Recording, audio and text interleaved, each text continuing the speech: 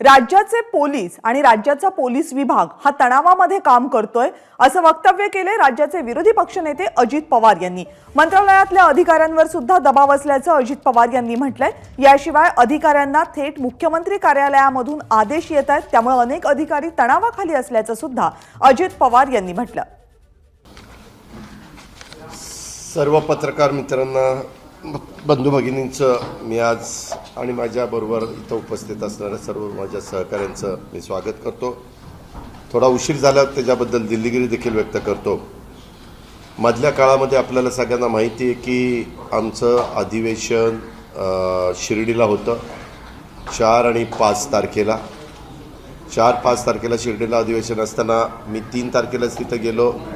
4 तारखेला मी दिवसभर तिथं होतो, मात्र रात्री माझा खूप पूर्वी आमचा एक कार्यक्रम बाहेर परदेशातला 5 दिवसाचा ठरलेला होता, तो मला रद्द करता आला नाही। मला जाणंच भाग होतं आणि तो घरगुती होता, थोडंसं तिथं मला नाही म्हणता आलं नाही आणि मी 10 तारखेला पुन्हा रात्री आलो। परंतु त्या 4-5 दिवसामध्ये बऱ्याच घटना घडल्या आणि नेहमीप्रमाणे मी जर कधी प्रेसच्या समोर आलो नाही तर अजित पवार कुठं गेलेले आहेत, अजित पवार उपलब्ध नाहीत, अजित पवार नाराज, अजित पवार अमकं तमकं, फारच आमच्यावर प्रेम उतू जातं, अशा प्रकारच्या बातम्या येतात। तुम्हाला सगळ्यांना माहिती आहे की माझं पहिल्यापासून जे काही आहे ते मी स्पष्टपणे सांगत असतो, कारण आम्ही राजकारणामध्ये असल्यामुळं, आम्ही पब्लिकमध्ये काम करत असल्यामुळं, लोकांच्यात काम करत असल्यामुळं अशा गोष्टी लपून ठेवून आम्हाला त्या ठिकाणी चालत नसतं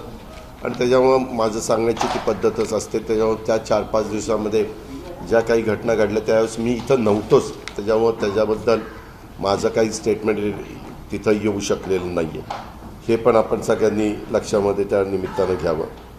आपल्याला आज सगळ्यांना सांगायचं की काल पंडित जवाहरलालजी नेहरू आणि लहुजी साळवे वस्ताद ह्यांची जयंती होती। तसंच आज 15 तारीख आहे। थोर क्रांतिकारक, देशाचे स्वातंत्र्य लढ्यातील महान योद्धा म्हणून ज्यांची ओळख आहे, आदिवासी जननायक बिरसा मुंडा यांची जयंती आहे। मी सुरुवातीलाच बिरसा मुंडा यांना अभिवादन करतो, वंदन करतो, त्यांच्या त्यागाला, त्यांच्या देशभक्तीला नमन देखील त्या ठिकाणी करतो। मित्रांनो, आज मला तुमच्यामार्फत महाराष्ट्रातल्या जनतेला सांगायचं आहे, विरोधी पक्षनेता म्हणून, नागरिक म्हणून, एक या दोन्ही गोष्टींनी सांगायचं आहे। तुम्ही पहा, सरकार आल्यापासून, सरकार नवीन होतं, कशा पद्धतीनं सरकार आलं त्याच्या खोलात मी जास्त जात नाही। 40 आमदार कसे बाजूला गेले, 10 पक्षांनी कसा पाठिंबा दिला आणि हे उद्धव ठाकरे साहेबांना तिथनं बाजूला करून एकनाथराव शिंदे साहेबांचं सरकार आलं, त्याबद्दल अजून कोर्टबाजी चाललेली आहे। न्यायालयामध्ये काही मॅटर आहेत, सुप्रीम कोर्टामध्ये आहेत, ते न्यायव्यवस्था त्याचा निर्णय त्या ठिकाणी देईल। पण त्यावेळेसपासून प्रशासन म्हणावं असं काम होताना दिसत नाही।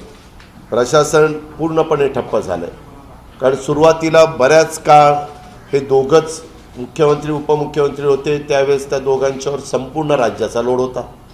त्याच्यानंतर काही दिवसांनी मंत्रिमंडळाचा विस्तार केला, 18 लोकांना बरोबर घेतलं, 20चं मंत्रिमंडळ झालं। तेव्हा आपणच पत्रकार मित्रांनी साधारण माहिती घेतलेली होती की किती लोकांनी चार्ज घेतला आणि किती लोक आज आपल्याकडे दिलेल्या डिपार्टमेंटवर नाराज आहे म्हणून अजून चार्ज घ्यायला काकू करतात, हेही आपण पाहिलं।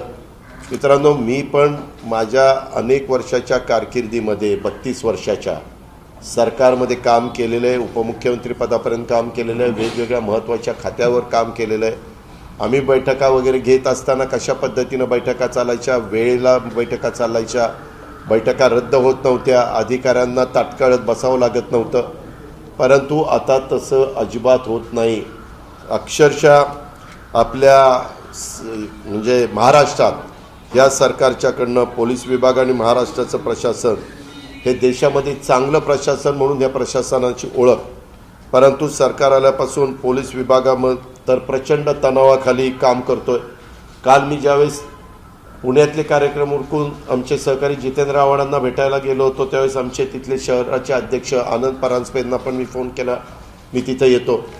तिथं गेल्यानंतर पत्रकार मित्रांनो अनेक लोकांनी मला भेटून सांगितलं की दादा इथं आमचं पोलीस ऐकूनच घेत नाही. पोलिसांना वरिष्ठ पातळीवरून फोन येतात आणि एखाद्यावर अन्याय होत असला तरी पोलीस लोक तिथं बोलून दाखवतात, ऑफिसर बोलून दाखवतात आमचा नाईलाज आहे, आमच्यावर प्रेशर आहे. ह्या सगळ्या गोष्टी घडतात. हे महाराष्ट्राला भूषणावं अजिबात नाही. आज अशा तणावामध्ये जर पोलीस यंत्रणा काम करत राहिली किंवा मंत्रालयातील सचिव दर्जाचे आणि इतर कर्मचारी हे सुद्धा मोठ्या तणावात काम करतात, कारण त्यांना डायरेक्ट आदेश येतात. डायरेक्ट आदेश CM ऑफिसमधून आल्यानंतर वास्तविक सरकार चालत असताना त्याचं बजेट करावं लागतं, त्याचे धोरणं ठरवावी लागतात, कार्यक्रम राबवावा लागतो, त्याच्यामध्ये अर्थसंकल्प किंवा वेगवेगळ्या प्रकारचे पुरवणी मागण्या आपण मंजूर करतो, त्या सगळ्या गोष्टी कराव्या लागतात. तसं काही न होता एवढं त्यांच्यावर प्रेशर येतं की आता वरिष्ठांनी आदेश केलेले आहेत, प्रमुखांनी आदेश केलेले आहेत, ते ताबडतोब काम झालं पाहिजे. आज हे पण मंत्रालयातले सचिव दर्जाचे अधिकारी आणि वरिष्ठ अधिकारी हे प्रचंड तणावामध्ये काम करतायत. जनतेचा विश्वास आज देखील आपण बघितलं तर पोलिसांच्यावर आहे. करोनाच्या काळामध्ये आम्ही स्वतः पाहिलं की करोनाच्या काळात पोलीस ज्यावेळेस थोडी कडक भूमिका घेत होते आणि नागरिकांना सांगत होते, नागरिकांनी प्रतिसाद दिला, पोलिसांचं ऐकलं आणि जनतेचा विश्वास आज पोलीस विभागावर आणि प्रशासनावर आहे.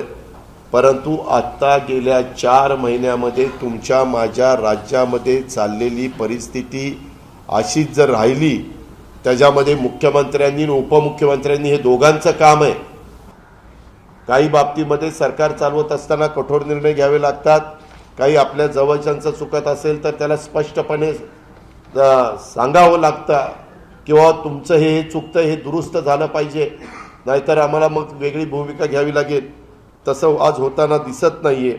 जर पोलीस विभाग आणि प्रशासनावर जनतेचा विश्वास आहे, परंतु हीच परिस्थिती राहिली तर राज्याचं चित्र गंभीर व्हायला वेळ लागणार नाही. त्यामध्ये पोलीस विभागाचे तसंच सचिव दर्जाच्या प्रशासनाने आपली भूमिका देखील कणखरपणे मांडली पाहिजे आणि या राज्यावर देशातील जो आपला राज्याचा नावलौकिक आहे तो ढासळून देता कामा नये.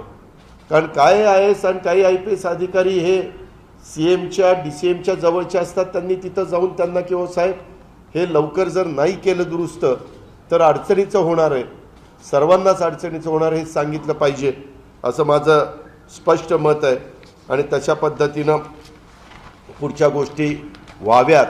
आणि जी महाराष्ट्राची यशवंतराव चव्हाण साहेबांनी घालून दिलेली परंपरा आहे, घडी आहे, ती घडी विस्कटून न देता हे सत्ताधारी पक्षाचे लोकप्रतिनिधी कुठं चुकत असतील, मंत्रिमंडळातले सहकारी कुठं चुकत असतील तर त्यांना स्पष्ट सांगितलं पाहिजे. पत्रकार मित्रांनो, दिवाळीच्या आधी आमची दिवाळी बारामतीमध्ये ओळीनं 4-5 दिवस असते. वर्षानुवर्ष आम्हाला जसं समजतंय तसं ती परंपरा चालत आलेली आहे. तिथं जायच्या आधी मुख्यमंत्र्यांची वेळ तुम्हाला आठवत असेल मी वर्षावर घेतलेली होती. तुमच्याही काही पत्रकार मित्रांना माहिती आहे. मला देवेंद्रजींची पण वेळ पाहिजे होती, त्यांनी मला वेळ देतो म्हणून सांगितलं, परंतु शेवटी त्यांची काही अडचण झाली आणि मग त्यांचा मला फोन आला की सह्याद्रीला न देता तुम्ही त्या ठिकाणी गरवारे क्लबलाच या आणि वानखेडेला तिथं वेळ देतो. त्यांनी वेळ दिली. नंतर तुम्ही पण मला काही जण भेटला. त्यावेळेस मी दोघांनाही वेगवेगळं सांगितलं की मुख्यमंत्री महोदय, उपमुख्यमंत्री महोदय, सध्या तुमच्या पक्षामध्ये वाचाळ, तुमच्या म्हणजे शिंदे गट आणि भाजप ह्याच्यामध्ये वाचाळवीरांचं मोठ्या प्रस्त वाढलेलं आहे. काहीही बोलताय. बाकीच्या प्रवक्त्यांनी काय बोलावं तो पक्षाचा अधिकार आहे, त्याच्यामध्ये मला टीका टिप्पणी करण्याचं काही कारण नाही. पण ज्या प्रकारे मंत्रिमंडळातील सहकारी बोलतायत ह्याच्यातून मंत्रिमंडळाची पण प्रतिमा खराब व्हायला त्याच्यातनं मदत त्या ठिकाणी होते. लोक ऐकून घेत असतात, पाहत असतात आणि लोक ते लक्षामध्ये ठेवत असतात. हे दुरुस्त केलं पाहिजे.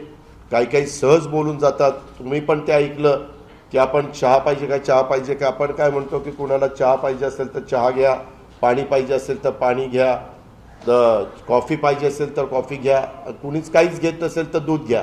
आपण असं म्हणत नाही तुम्ही दारू पिता का असं विचारत नाही, पण तिथपर्यंत मजल आणि ते म्हणतात नाही सहज मी तसं केलं. हे नाही चालत.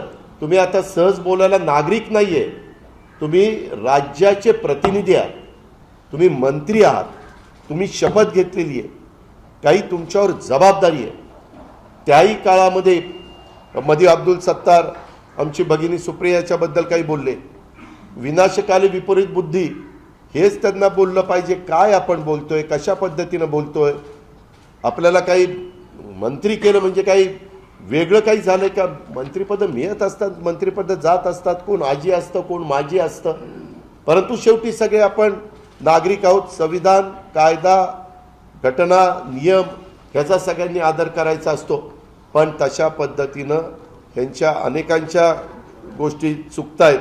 तुम्ही बघा मध्ये अंबरनाथ येथे दिवसाढवळ्यात 2 गटात गोळीबाराची घटना घडली. कशावरून? तर बैलगाडा शर्यतीवरून. अरे बैलगाडा शर्यतीवरून जर दिवसाढवळ्यात 2 गटात गोळीबाराची घटना होतात, सरकार काय करते, पोलीस यंत्रणा काय करते? त्याच्यामध्ये ठाणे जिल्ह्यामध्ये किसन नगर म्हणून भाग आहे, तिथं ठाकरे गट आणि शिंदे गट यांच्यात मोठा राडा झाला. असे राडेबाजी करून नाही चालणार. ह्याच्यातनं पोलिसांना बाकीच्यापेक्षा ह्याच गोष्टीचं लक्ष द्यावं लागेल. आज कितीतरी लोकांना मी आता अधिवेशनाच्या निमित्तानं प्रश्न विचारलेल्या माहितीच्या स्वरूपात माहिती अधिकारात माहिती मागवलेली आहे. किती लोकांना Y+ दर्जा आहे, त्याची खरंच Y+ दर्जाची त्यांना गरज आहे का? काहींचा कन्वॉय, मी उपमुख्यमंत्री होतो, परंतु मी जर जास्त गाड्या असल्या तर सांगतो की हो नका, गाड्या कमी करा. लोकांनी म्हणजे काही अधिकाऱ्यांनी त्या कामामध्ये यायचं काही कारण नाही. आज 20-20, 25-25, 30-30 गाड्यांचा गव्हर्नमेंटचा कन्वॉय. अरे हा पैसा काही तुमचा नाही आहे, सरकारचा पैसा आहे, टॅक्स रूपाने आलेला पैसा आहे. आणि ज्या आमदाराला कुठल्याही पक्षाच्या त्यांना बंदोबस्त द्यायची गरज असेल तर जरूर द्या, दिला पाहिजे. कारण त्यांचं संरक्षण करणं, नागरिकांचं संरक्षण करणं, महाराष्ट्रातल्या शेवटच्या माणसाचं संरक्षण करणं ही सरकारची जबाबदारी आहे. पण सरसकट सगळ्यांना, अहो काही माजी नगरसेवक ते आता माजी आहेत तरी त्यांच्याबरोबर स्टँड धरून 2 पोलीस असतात. अरे कोण त्याला खातंय, कोण काय करतंय? तो आता माजी झाला ना बाबा. आणि त्यांनी जर काही गंभीर चुका केल्या असतील तर तो त्याचा निस्तरेल. त्याच्याकरता सरकारी यंत्रणेचं संरक्षण देण्याचं काय कारण आहे? पोलीस यंत्रणेचं संरक्षण देण्याचं काय कारण आहे? तुम्ही पहा, मुंबई आणि परिसरात गोवरची आत्ता सध्या मोठ्या प्रमाणावर साथ आहे. राज्य शासनाचा आरोग्य विभाग काय उपाययोजना करतोय, तो कमी पडतोय. त्याच्यामध्ये त्यांनी वॉर फुटिंगवर काम केलं पाहिजे. करोनाच्या काळामध्ये तुम्ही पाहत होता सतत मुख्यमंत्री प्राईम मिनिस्टरच्या बरोबर VCच्या द्वारे सगळ्या विभागीय आयुक्त, तो जो टास्क फोर्स निर्माण केलेला होता त्यांच्याशी संपर्क साधणं, जिल्ह्याच्या स्तरावर संपर्क साधणं, असं काम चालू होतं. महागाईवर तर फार बोलून काही उपयोग नाही, कारण सत्ताधारी पक्षाचेच वरिष्ठ नेते सांगतायत की आता महागाईवर बोलून उपयोग नाही.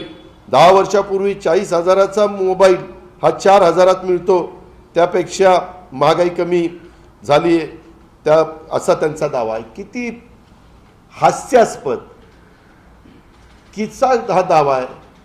आज देखील काही फोन, कुठल्या कंपनीचा फोन आहे त्यालाही नवीन जर फोन त्या ठिकाणी आला तर तो काही लाख रुपयाला फोन आहे, पण हे असली काहीतरी थातूरमातूर उत्तरं देतात. त्याच्यामध्ये आपल्या महाराष्ट्रामध्ये असणाऱ्या सगळ्याच वरिष्ठांनी आपल्या महाराष्ट्रामध्ये कारखानदारी येण्याच्या करता प्रयत्न केला पाहिजे. आज कधी यांच्या काळामध्ये बाहेरचे लोक, बाहेरचे मुख्यमंत्री आणि बाहेरून आलेले वरिष्ठ लोक इथं बसून तुम्ही महाराष्ट्र सोडून ह्या राज्यात जा, त्या राज्यात जा अशा पद्धतीनं सांगताय, हे राज्याला भूषणावं आहे का? मोठे प्रकल्प आता चाललेतच ना. काहीतरी मी उदय सामंतांचं स्टेटमेंट ऐकलं की 30 दिवसामध्ये पत्रिका काढून महाराष्ट्रातील उद्योग बाहेर का गेलेत ते सांगणार आहेत. जरूर सांगावं, जर उद्धव ठाकरे साहेबांच्या नेतृत्वाखाली आमच्याकडनं काही चुकलं असेल तर तेही लोकांच्या समोर आलं पाहिजे.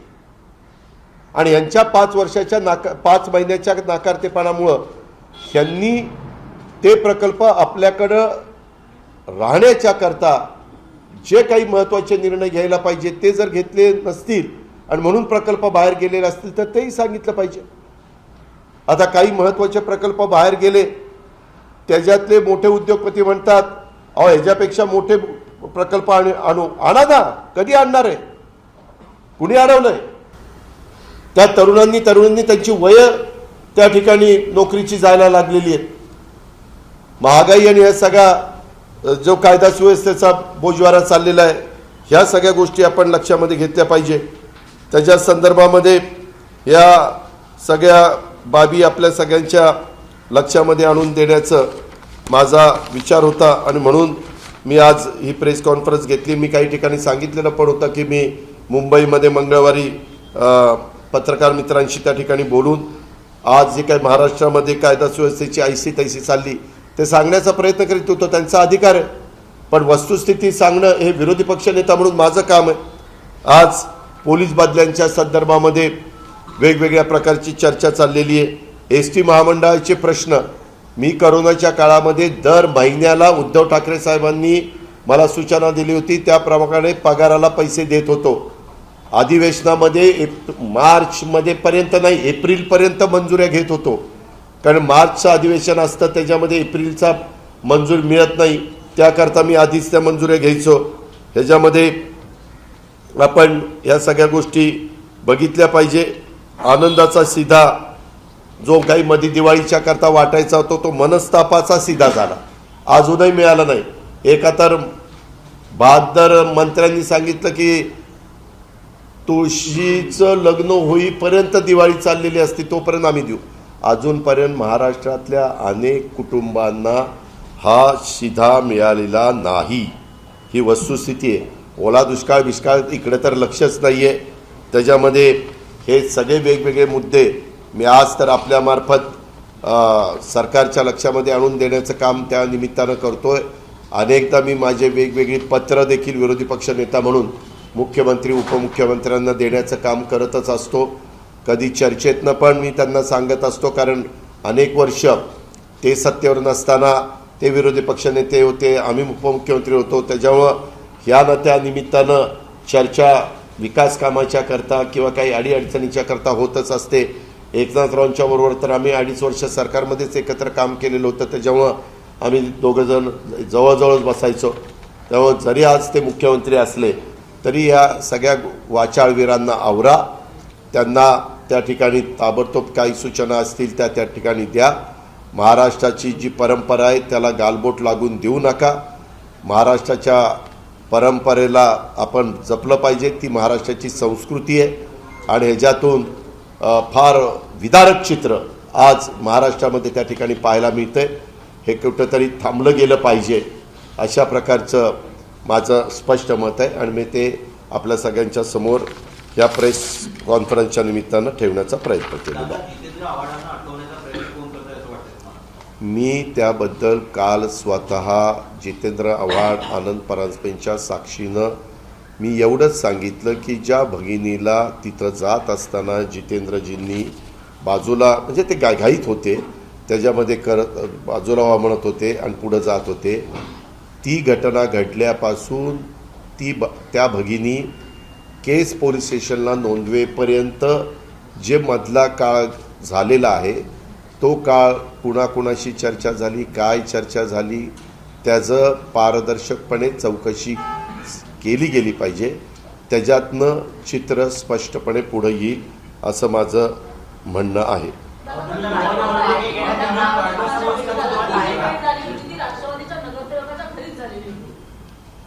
कुठली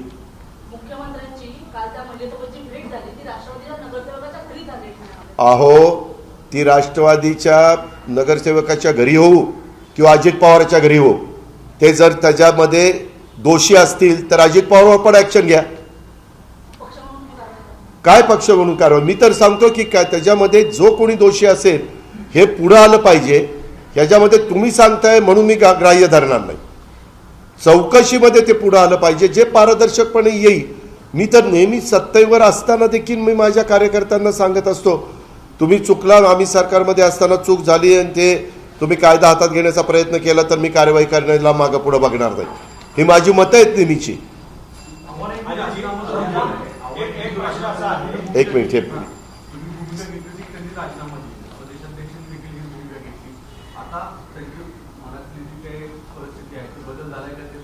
हो का, मी काल त्यांच्या देखत प्रेसला सांगितलेलं, उभ्या महाराष्ट्राने बघितलेलं आहे आणि माझं आज देखील मत आहे, ते आदरणीय पवारसाहेबांना दैवत मागतात. पवारसाहेब उद्याच्याला जशा पद्धतीनं सांगतील तसं ऐकतील असं माझं मत मला सांगते, माझं मत मला सांगते. मी काल हे बोलून दाखवलं. हां, राज्यातले अनेक उद्योग बाहेर गेले आहेत आणि अशा प्रकारचे प्रयत्न थांबवण्याचे या सरकारने केले नाही असं मत आहे. आता राज्यपाल मात्र अशा प्रकारचा प्रयत्न करत आहे की अनेक महाराष्ट्रातल्या ज्या छोट्या छोट्या संघटना आहेत ज्या उद्योगामध्ये काम करतात ते उत्तराखंडच्या ज्या संघटना आहेत त्याच्यासोबत एक टायअप करून इथले उद्योग आणि छोटे छोटे उद्योग घेऊन जाण्याचा प्रयत्नाचा एक सामंजस्य करार झाला. मी त्या संदर्भामध्ये मगाशी बोलत असताना राज्यपाल, महामहिम राज्यपाल हे पद फार मोठं आहे, मानाचं आहे. मी बोलताना काय म्हणलो, काही वरिष्ठ, काही परराज्यातले मुख्यमंत्री पण येऊन आपल्याकडे बैठका घेतात. अर्थात आपल्या घटनेप्रमाणे, भारताच्या संविधानाप्रमाणे कुठल्याही आपल्याही मुख्यमंत्र्याला, उपमुख्यमंत्र्यांना जम्मू काश्मीरमध्ये, तिकडे केरळमध्ये, तामिळनाडू, पंजाब सगळीकडे जाऊन भेटता येतं, बोलता येतं.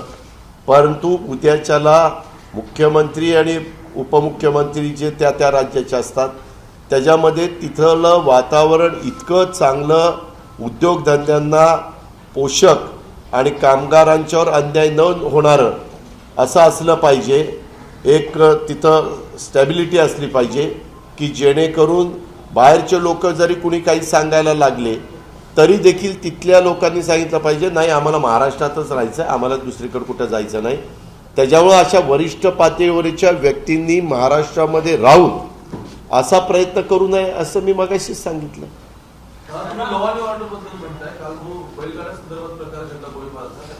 जे आरोपी आहेत आणि ज्यांनी हे सगळे प्रकरण घडवून आणलं त्यातल्या बऱ्याच जणांनी याच्या आधी राष्ट्रवादीच्या काही नेत्यांसोबत सुद्धा सार्वजनिक कार्यक्रमांमध्ये स्टेज शेअर केल्याचे व्हिडिओ वगैरे आले आणि राजकीय आश्रय असल्याचं याला सगळ्याला एक आरोप होतो. मी आपल्याला हे मत स्पष्टपणे सांगतो की अशा प्रवृत्ती ज्या आहेत, कुणाचंही सरकार आलं की त्यांच्याशी जवळीक साधण्याचा प्रयत्न ही लोक करत असतात. ती लोक कुणाशी जवळीक साधू, त्यांचं चुकत असेल तर तो कुठल्या गटाचा, तटाचा, पक्षाचा, कुणाचा, मी तरी माझ्या कारकिर्दीमध्ये मी अशा लोकांना कधी जवळ थारा दिलेला नाही. जरा पहिलं मराठीचं होऊ दे. काय काय काय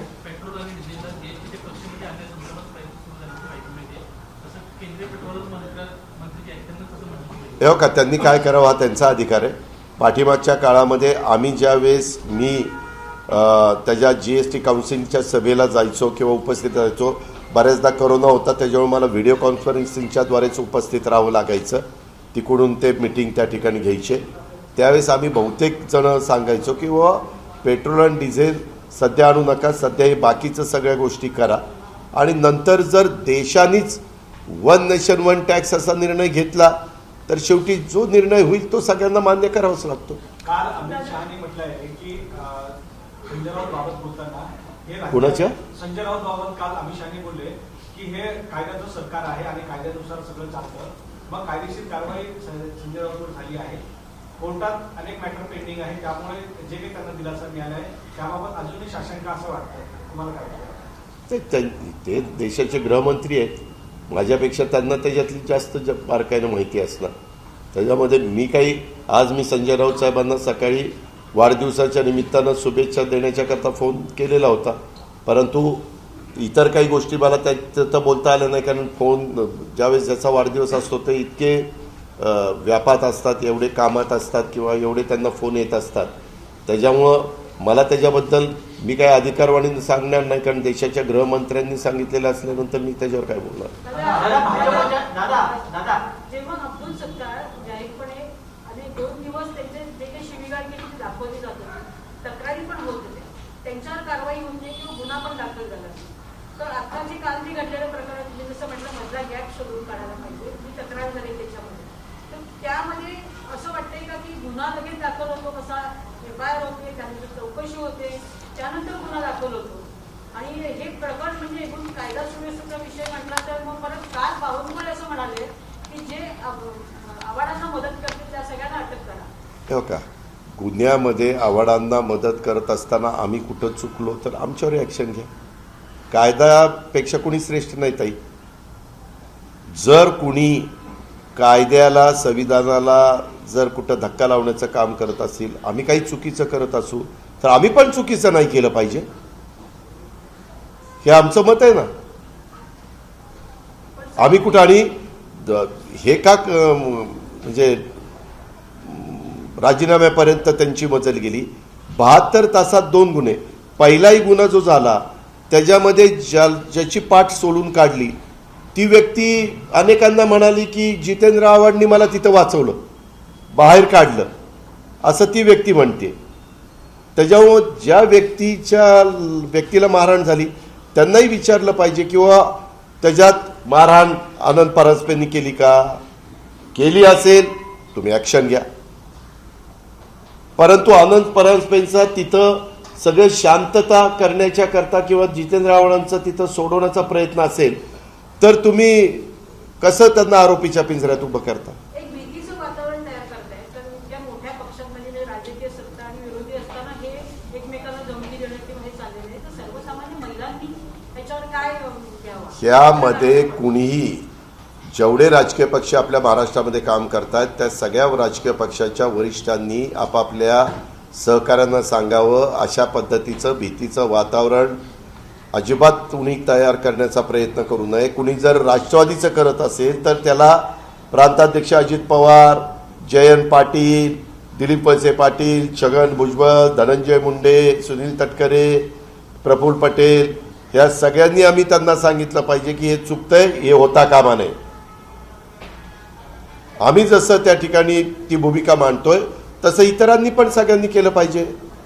महाराष्ट्रामध्ये कायदा सुव्यवस्था चांगली राहिलीच पाहिजे. आज अनेक लोकांना जर तुम्ही बंदोबस्त देऊन ते सगळे पोलीस आणि अधिकारी तुम्ही त्याच्यात जर अडकून ठेवायला लागला तर मग बाकीचं काम कुणी करायचं. राहुल गांधी यांचा शेगावला सभा आहे. हा, महिला आयोग संदर्भामध्ये प्रश्न उपस्थित होतोय. ज्या प्रकारे सुप्रिया सुळेंचा विषय झाला, जितेंद्र आव्हाडांचा विषय झाला, तत्काळ कारवाई झाली, नोटिसा पाठवण्यात आल्या. मात्र राजन पाटलांनी ज्या पद्धतीने वक्तव्य केलं या बाबतीत कुणी?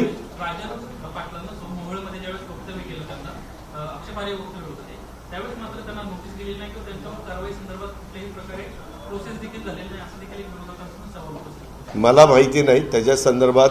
खाली त्या महिला मेळाव्याच्या महिलाच्या मिटिंगच्या करता आलेल्या आहेत, मी त्यांना विचारीन.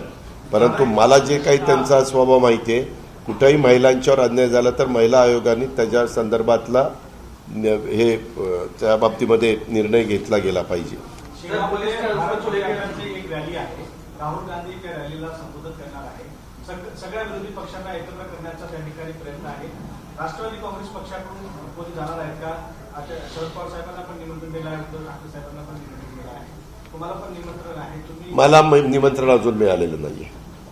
मला स्वतःला निमंत्रण मिळालेलं नाही आहे आणि ज्यांना आमच्या वरिष्ठांना मिळालेलं असेल तर वरिष्ठ त्याबद्दलचा निर्णय घेतील. नथुराम गोडसे यांच्या पुण्यतिथी निमित्त शौर्य दिनाचं आयोजन केलेलं आहे. तर वाटत नाही की नथुराम गोडसे अहो बरोबर आहे. आम्ही हे तर सांगून दमलोय. आम्ही सरकारमध्ये असताना पण अशा पद्धतीनं काही प्रवृत्ती अशा लोकांचं उदात्तीकरण करतात, अशा लोकांचा गवगवा करतात. हेच तुमच्या माझ्या देशाच्या अखंडतेला धोक्याचं आहे. हेच संविधानाला अडचणीचं होणार आहे. ह्याच्यातूनच समाजामध्ये तेढ निर्माण होणार आहे. हे नाही केलं पाहिजे. जर आपल्याला सत्ता मिळवण्याच्या करता जर इतक्या खालच्या पातळीवर जाऊन कुणी जर राजकारण करायला लागलं तर दुर्दैव आहे आपल्या सगळ्यांचं. दादा, संजय राऊत यांना ईडीकडनं म्हणजे न्यायालयामध्ये दिलासा मिळाला, त्यांना जामीन मिळाला. त्यानंतर चर्चा सुरू झाली की अनिल देशमुख आणि नवाब मलिकच्या संदर्भातली. आता तुमच्या पक्षाचे सुद्धा काही पदाधिकाऱ्यांनी असे मतं व्यक्त केली की मुद्दामून राष्ट्रवादीच्या नेत्यांना दिलासा दिला जात नाही न्यायव्यवस्थेत करण्याचा. हा तंत्र नावावर कितपत योग्य आहे? दुसरा मुद्दा की अदृश्य पद्धतीचे हात संजय राऊतांच्या मंत्रीला धरून आहे असे देखील एक राजकीय वर्तुळात चर्चा. या संदर्भामध्ये ज्या कुणावर अन्याय होतो ते वकील चांगले लावतात आणि ते त्या पद्धतीनं कोर्टाच्या समोर आपली बाजू मांडून तिथं बेल मिळण्याच्या करता प्रयत्न करत असतात. जो प्रयत्न संजय राऊत साहेब पण करत होते. संजय राऊत साहेबांचा प्रयत्न होत असताना कोर्टाने काही यंत्रणेच्या बाबतीमध्ये काही वक्तव्य केलेलं आहे हे पण आपल्या सगळ्यांच्या पाहण्यात आलेलं आहे आणि त्याच्यातनं त्यांना दिलासा मिळालेला आहे. हे अनिल देशमुखांना पण हा मिळावा म्हणून त्यांचा प्रयत्न चालू आहे. सगळेजण प्रयत्न त्या ठिकाणी करतायत. तीच गोष्ट नवाबाईच्या बाबतीमध्ये प्रयत्न करणं हे आपल्या हातात आहे. शेवटी न्याय व्यवस्था ही सर्वोच्च आहे. अंतिम निर्णय त्यांनी घ्यायचा असतो. आनंद शिलामध्ये 500 कोटी रुपयाचं वाटप करण्यात आलं असा दावा काय? केला. आनंद शिलामध्ये 500 कोटी रुपयाचं टेंडर काढण्यात आलं. जवळपास 50% पेक्षा कमी आनंद शिला पोहोचलं आहे. यामध्ये कुठे ना कुठे तुम्हाला असं वाटतं की भ्रष्टाचार आहे? मी त्याच्याबद्दलची पूर्ण माहिती मागवलेली आहे. पूर्णपणे माहिती आल्यानंतर खऱ्या अर्थाने साखरेचा दर काय आहे, रव्याचा दर काय आहे, मैद्याचा दर काय आहे, तेलाचा दर काय आहे, अजून काय होतं, चणा डाळ, या 5चे दर त्या ठिकाणी काढणार आहे. परंतु तिथं कॅबिनेटला निर्णय झाला, त्यांनी तशा पद्धतीचा निर्णय जाहीर झाला. कसं टेंडर बोलवलं, काय बोलवलं ते माहितीच्या अधिकारात सगळं मागवलेलं आहे. ते आल्यानंतर ते पाहिल्यानंतर मी त्याच्याबद्दल माझं मत स्पष्टपणे सांगेन. तेच ना, ती सगळीच माहिती घेतल्याशिवाय मी सांगू शकत नाही. ती माहिती घेतो कारण ती 100 रुपयात द्यायचं होतं. पण त्या वस्तू सगळ्या आजच्या मार्केटप्रमाणे मोठ्या प्रमाणावर बल्कनी तुम्ही खरेदी केली तर केवढ्याला बसलं पाहिजे. कारण किरकोळ साखर घ्यायला गेला तर ती साखर 40 रुपयाला बसते. परंतु तुम्ही बरं 48 रुपये त्याच्या संदर्भात साखरेचं पोतं विकायचं म्हटलं तर ते 3100-3200 जातं. त्याच्यावर 5% GST आहे. म्हणजे तो 5-15 160-170 रुपये. त्याचा ट्रान्सपोर्टचा खर्च वगैरे ह्या सगळ्या गोष्टी आम्हाला बारकाईनं माहिती आहेत. ती माहिती मी काढतोय. ते काढल्यानंतर मला त्याच्यामध्ये काहीतरी गडबड आहे एवढं त्या ठिकाणी शंकेला जागा आहे.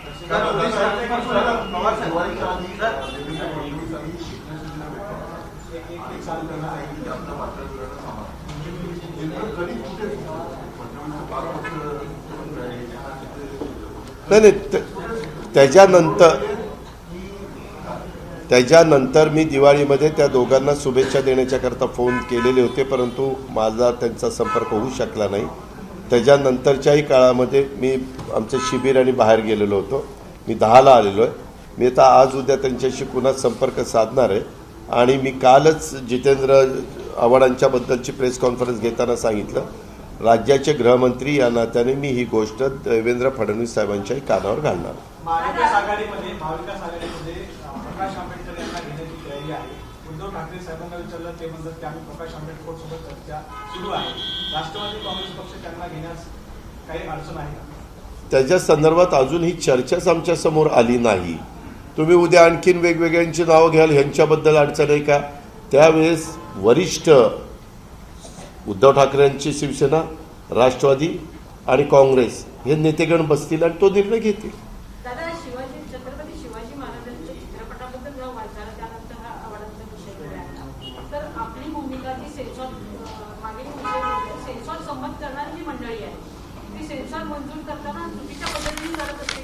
तर एक काय प्रकारचा उपक्रम राबवायला पाहिजे की आपल्याला चुकी करतात आपण जाऊन जसं म्हणजे वाचायला गेलंय तसं चुकीचं दाखवणं आणि लोकांसमोर आणणं, याला रोखण्यासाठी काय? का मला काल काही क्लिप पाहायला मिळाल्या त्या सिनेमाच्या क्लिप. मी अजून सिनेमा पाहिला नाही परंतु मी पाहणार आहे.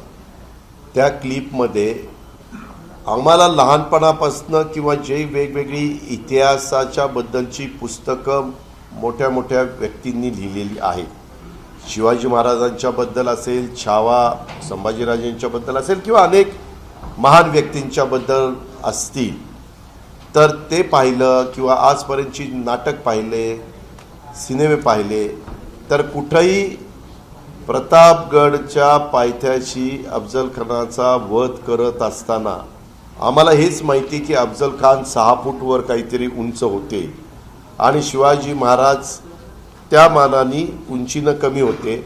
त्याच्यामुळं आपल्याला त्याच्याबद्दलची जी नाटक पण होते त्या नाटकामध्ये देखील धिप्पाड व्यक्ती दाखवली जायची, एक अशी अतिशय ॲक्टिव्ह व्यक्ती दाखवली जायची आणि ते कमी उंचीची. त्याच्यात त्यांनी वाघनख्या त्यांच्या पोटामध्ये ज्यावेळेस शिवाजी महाराजांना वरनं मारण्याचा प्रयत्न केला आणि ते चिलखत घातलेलं असल्यामुळे शिवाजी महाराज वाचले असं इतिहासात दाखवलं जातं आणि इतिहासात लिहिलेलं आहे.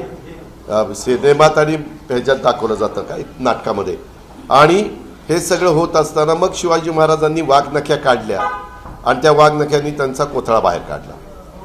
ह्या चित्रपटामध्ये काल मी एक क्लिप बघितली, शिवाजी महाराजांनी असं अफजल खानला उचललंय, अफजल खानला, आणि असं स्वतःच्या मांडीवर ठेवलंय आणि असं त्याचं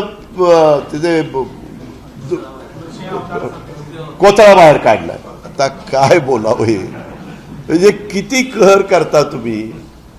किंवा बाजीप्रभू देशपांडे पण अरे तुरे शिवाजी महाराजांना बोलतायत असं त्याच्यामध्ये दाखवलं. अरे तुम्ही ह्या प्रकारे असं दाखवून आज शिवाजी महाराजांच्या बद्दल उभ्या महाराष्ट्राला आदर आहे. भारतातली पण कुठली व्यक्ती महाराजांचा इतिहास वाचला आणि माहिती घेतली तर आदराने बोलतात. हे आपण पंतप्रधानांच्या पासून सगळ्यांचं अनुभवलेलं आहे. मग असं असताना तुम्ही का त्याची तोडमोड करून दाखवून ह्याच्यातनं काय साध्य करता, का वातावरण खराब करता. मी सेन्सॉर बोर्डाची चुकी आहे म्हणून म्हटलं सेन्सॉर बोर्डावर आपण काय करणार, कारण इथे भांडण होण्यापेक्षा त्यांनी घेतलं नाही एक मिनिट, नुसती सेन्सॉर बोर्डाची नाही. जर सरकारने ठरवलं तर सरकार पण त्याच्या संदर्भामध्ये हस्तक्षेप करू शकतं. ही बोर्ड नेमलेली असतात, ही सरकारच नेमतं. किंवा आम्हाला आठवतंय काही पुस्तकांच्या बद्दल वाद झाल्यानंतर ती पुस्तकं जप्त केली आणि ती बाजूला केली. ह्या गोष्टी आहेत ना.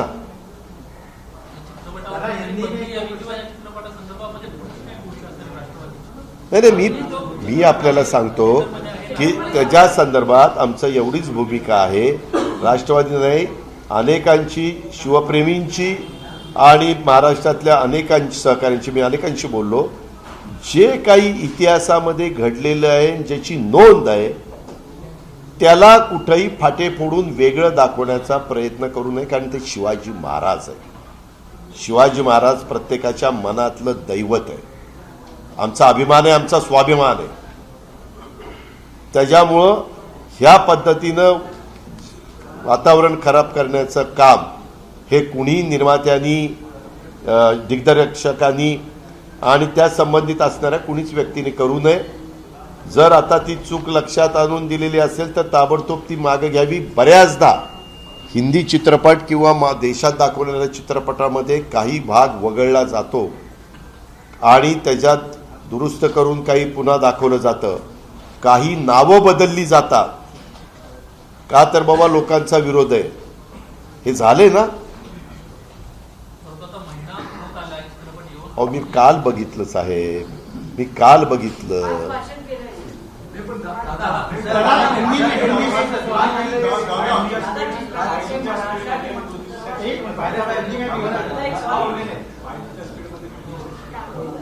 काय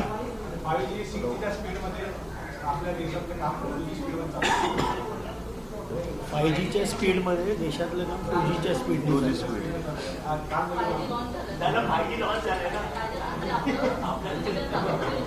नाही हे आता तुमचं मत असेल. मी माझं जे सांगायचं ते सांगितलेलं आहे. दादा जानना है कि आप कह रहे हैं कि इस समय महाराष्ट्र की पूरे सरकार के दबाव में काम कर रही है, तो क्या जितेंद्र आवाड पर जो कार्रवाई हो रही है वो भी उसी के तहत है. इसके पहले आप लोग कहना था कि केंद्र सरकार के दबाव में ईडी और वो सब काम कर रहे हैं. क्या राज्य सरकार का उसके बारे में जितेंद्र आवाड मेरे साथ थे, आनंद परांजपे जी मेरे साथ थे.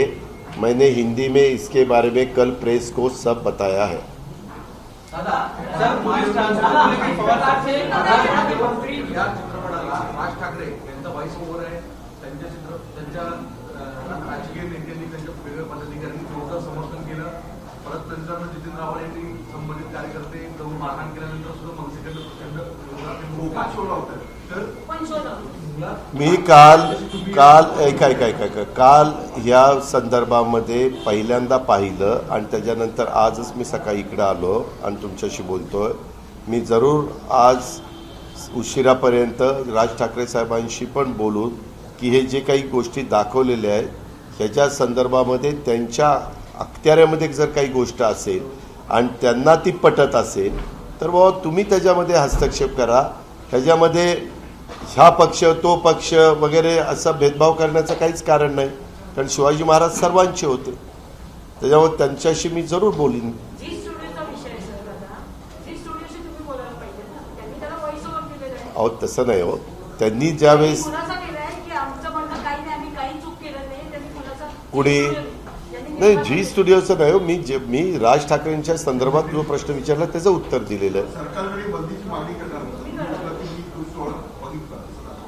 मी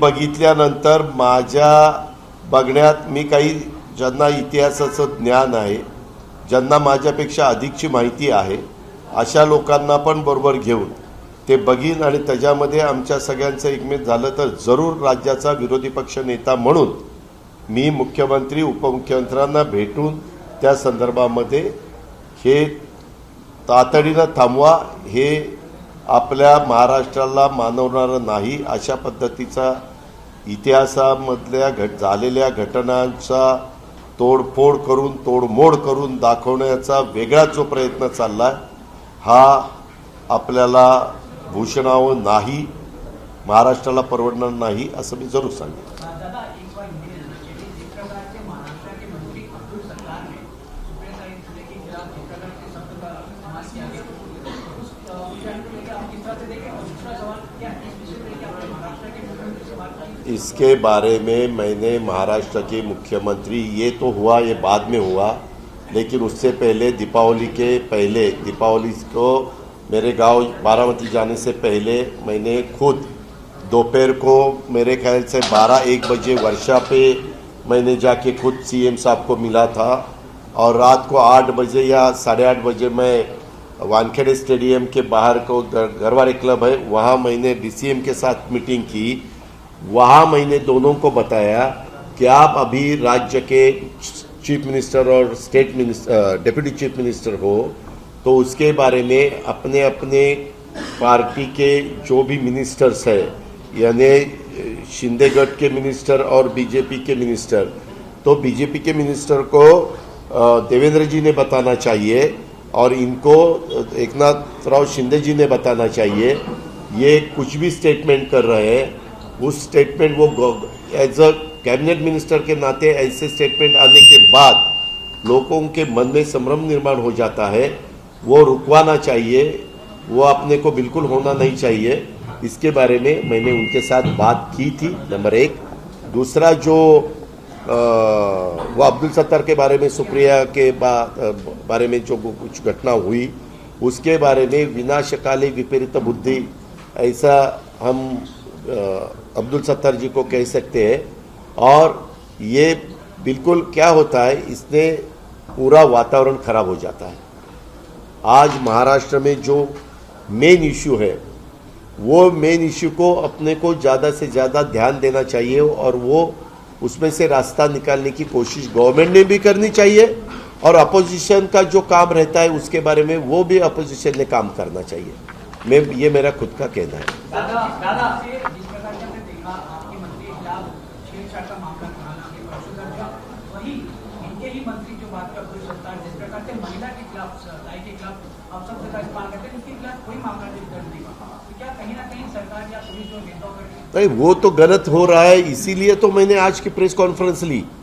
मैंने ये बताया कि महाराष्ट्र की पुलिस, आईएएस ऑफिसर की लॉबी और हमारी आईपीएस ऑफिसर की लॉबी और आईएएस ऑफिसर की लॉबी, हमारा जो प्रशासन है, एडमिनिस्ट्रेशन है, वो इतना बढ़िया है कि यशवंतराव चौहान साहब ने जैसे शुरू में 1960 से इसको एक रास्ते से आगे जाने के लिए जो रास्ता दिखाया है, वही रास्ते से वसंतराव नाईक चले, वसंत दादा चले, पवार साहब चले, शंकरराव चौहान जी चले. बहुत से आज तक जो विलासराव देशमुख थे, बहुत से मिनिस्टर थे, वो आज तक चले। ऐसा कभी हुआ नहीं, वैसा नहीं होना चाहिए। इसीलिए इन दोनों ने ध्यान देना चाहिए। हमारा यही कहना है कि अभी ये चीफ कौन है, एकनाथ राव शिंदे और देवेंद्र फडणवीस साहब, चीफ मिनिस्टर और डिप्टी चीफ मिनिस्टर साहब। तो उन्होंने ये जो गलतियां हो रही है उसको रुकवाना चाहिए। उसके बारे में उन्होंने उनके मिनिस्टरों को, उनके विधायकों को, उनके कार्यकर्ताओं को सबको क्लियर बताना चाहिए। और वो जैसे उनको बताना चाहिए ऐसे हम बोलते हैं। हमने भी, उद्धव ठाकरे साहब ने उनके कार्यकर्ताओं को बताना चाहिए। मैंने, जयंत पाटिल जी ने, भुजबल साहब ने हमारे राष्ट्रवादी को कार्यकर्ताओं को बताना, विधायकों को बताना चाहिए। कांग्रेस के बाला साहेब थोरात, अशोक चौहान, नाना पटोले ने उनके विधायक और कार्यकर्ताओं को बताना। किसी ने भी इसमें गलती, पार्टी के किसी के पार्टी में गलती नहीं होनी चाहिए, भले वो रूलिंग पार्टी में हो या अपोजिशन में हो, ऐसा मेरा कहना है। दादा, भारत जोड़ो यात्रा चल रही है, उसमें सभी विपक्षी पार्टियां एक साथ आते हुए दिख रही है। बीजेपी के खिलाफ समर्थन हासिल कर रहे हैं राहुल गांधी जी। क्या आपको न्योता दिया गया है? शेगांव में रैली होने वाली है। मुझे अभी तक न्योता नहीं मिला, लेकिन हमारे पवार साहब को मिला था, सुप्रिया को मिला था, जयंत पाटिल जी को मिला था। वो सब वो रैली में, पवार साहब उनका थोड़ी तबीयत खराब थी इसीलिए नहीं गए, लेकिन जितेंद्र आव्हाड, सुप्रिया, हमारे पार्टी के प्रमुख जयंत पाटिल, ये सब उसमें गए। राज्य के विपक्षी नेता के तौर पर आप मुझे अभी तक न्योता नहीं आया है, बार बार मैं बोल रहा हूँ। सर, पुलिस ट्रांसफर को लेकर के आपने अभी सवाल उठाया कि वहाँ पे कुछ इस तरह की अफवाहें चलने की गलत चीजें, तो आप क्या? नहीं, उसके बारे में ऐसी अफवाहें सुनने को मिलती है। अगर उसके बारे में मुझे प्रूफ मिला, पेपर्स मिले, तो जरूर उसके बारे में मैं मेरी राय दूंगा। एक चीज सर और आपने कहा कि जो सिक्योरिटी दी गई वो गैर जरूरी लोगों को भेजी गई, जिनको जरूरत नहीं है। नहीं, मेरा ये कहना है सभी 40 लोगों को सिक्योरिटी, ऐसा कभी चलता नहीं। हमने भी पार्टी में बहुत साल काम किया है, गवर्नमेंट में बहुत साल काम किया है। हमारी पार्टी और कांग्रेस पार्टी 1999 से 2014 तक रूलिंग पार्टी के नाते उन्होंने काम किया। तब सभी कांग्रेस विधायकों को और राष्ट्रवादी विधायकों को सिक्योरिटी नहीं दी थी। ऐसा नहीं चलता। जितने विधायकों को जरूरत है उसके बारे में कुछ मालूमात मिली होगी पुलिस डिपार्टमेंट को, और पुलिस डिपार्टमेंट की एक कमेटी रहती है।